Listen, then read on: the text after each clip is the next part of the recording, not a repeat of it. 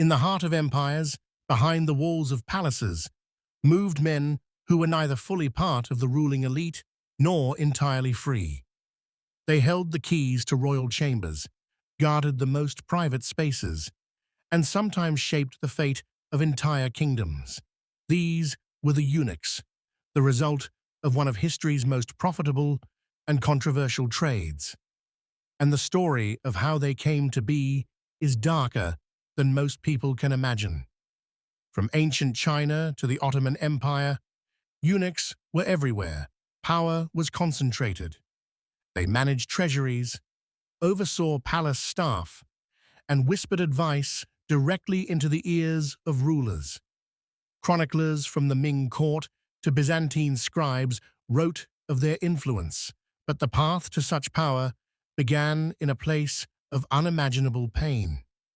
In many regions, boys, often captured in war or bought from poor families, were taken to workshops where a dangerous, often fatal operation awaited.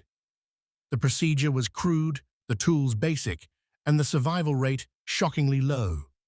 But those who lived became a rare and valuable commodity.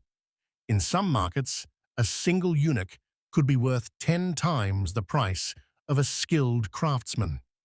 The demand for eunuchs was so high that entire networks developed to supply them.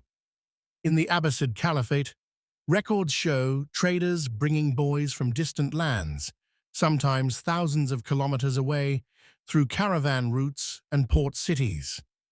The Ottoman Empire drew from parts of Africa, the Balkans, and Central Asia. Each region had its own methods, but the economic logic was the same. The rarer the product, the higher the profit. Once inside a palace, a eunuch's life could take two very different paths. Some spent their years as silent guards, living in strict obedience. Others, through loyalty and skill, rose to astonishing positions of influence. The Grand Eunuch of the Ming dynasty could control court appointments, oversee imperial ceremonies, and even command armies. Yet even at the height of their power, they remained outsiders, both indispensable and mistrusted. The trade flourished because it was profitable, and because eunuchs were seen as safe to guard women of the court and prevent rival dynasties from forming through illegitimate heirs. In purely economic terms, the system was efficient. In human terms, it was a tragedy, one that spanned centuries and continents. By the 19th and early 20th centuries, changing political systems, modern medicine, and international pressure began to dismantle the eunuch system. In China, the last imperial eunuch, Sun Yaoting, lived until 1996, a living reminder of a practice that belonged to another age.